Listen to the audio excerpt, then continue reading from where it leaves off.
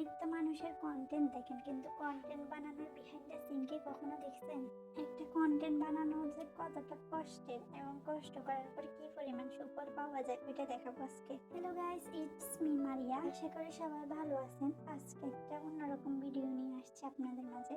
আসলে ব্যাপারটা হচ্ছে অন্য কারো কথা আমি জানি না, আমার কথা বলে আমি একটা কন্টেন্ট কত কষ্ট করে বানাই, এরপর আমি রেজাল্ট কি পাই। এই যে নিশ্চয় আপনারা আমার আগের পুডিং এর ভিডিওটা দেখছেন। ওই ভিডিওটা বানানোর জন্য আমি টেবিলের উপর সব জিনিসপত্র ধুয়ে পরিষ্কার করে সাজে রাখছি। তারপর আবার দেখতেছিলাম কিভাবে রাখলে আমার ভিডিওটা সুন্দর হইব, কোনটা কোন জায়গায় রাখলে সুন্দর হইব।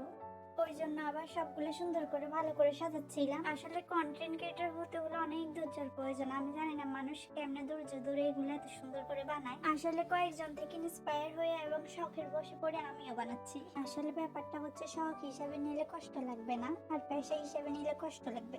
কিন্তু জানি না আমার কাছে কেন এমন লাগতেছে। আমি তো শখ হিসাবে নিছি, তবুও কেন কষ্ট লাগতেছে। তারপর এগুলো সুন্দর করে সাজিয়ে তারপর এগুলোর ভিতরে যত ইনগ্রেডিয়েন্টস আছে ফ্রুটস পুডিং বানানোর জন্য সবগুলো দিয়ে দিব। এটা যদি কন্টেন্ট বানানোর উদ্দেশ্যে না করতাম তাহলে এতগুলা বাটি এতগুলো কাঁচা জিনিস লাগতো না।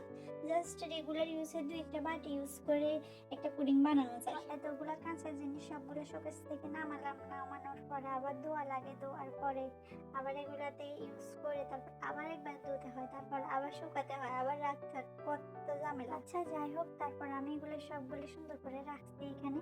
তারপর এগুলোতে বাকি ইনগ্রেডিয়েন্টস গুলো দিয়ে দিব। তারপর এখানে ফ্রুটস পুডিং বানানোর জন্য যা যা লাগে সবগুলো সুন্দর করে সাজিয়ে রাখছি। যখন একটা কন্টেন্ট মেক করবো না তখন এই জিনিসটা বানাতে হয়তো আমার সর্বোচ্চ 20 থেকে 25 মিনিট।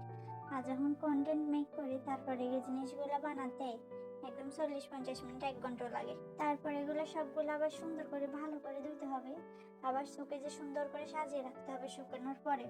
তারপর আমার ফাইনাল রেজাল্টে কেমন আসছে দেখার জন্য ওয়েট করেন। Just see the result. এখনো আরো বাকি আছে, এটা শুধু জাস্ট একটা নমুনা দেখালাম। প্রথমত এখানে পুডিংটা পুরো ভাঙে গেছে, এটা আরো হওয়ার কথা ছিল, আমি এর আগে নিয়ে নিছি। আর একটা কথা হচ্ছে, আমরা যখন নর্মালি কোনো কিছু বানাই ঘরের ভিতরে কন্টেন্ট বানানো ছাড়া অথবা ভিডিও করব না ওই উদ্দেশ্যে, তখন ওই জিনিসটা অনেক সুন্দর হয়। যখন দেখি ক্যামেরা অন করছি ভিডিও করবো উদ্দেশ্যে, তখন জিনিসটা এরকম হয়ে যায়। কেন হয় জানেন, এটা আমার সাথে হয় বেশি। আচ্ছা যাই হোক, এটা তো গেল, এত কষ্ট করলাম সবকিছু দেখালাম, কিন্তু এটা যখন আপলোড করি তখন এটার ভিউজ আর রিয়েক্ট দেখে তো আরো অবাক হয়ে যাবেন। তাহলে চলেন আমাদের পেজে চলে যাই। এটা হচ্ছে মারিয়াস ডায়েরি পেজ। আর এই পেজে দেখেন মাত্র 1.1K প্লে আর রিয়েক্ট হয়েছে 14 মাত্র। আর এগুলো হচ্ছে মাত্র কমেন্ট, মানে ভাবলে অবাক লাগে। 2-3 ঘন্টা কষ্ট করার পর আমার রেজাল্ট আসলো এটা। আমার মতো কার কার সাথে এমন হয় অবশ্যই জানাতে কিন্তু ভুলবেন না। আসলে ব্যাপারটা হচ্ছে আপনার কি পরিমাণ লস হয়েছে? আমার লাভ লস নেই, আমার লাইফটাই লস।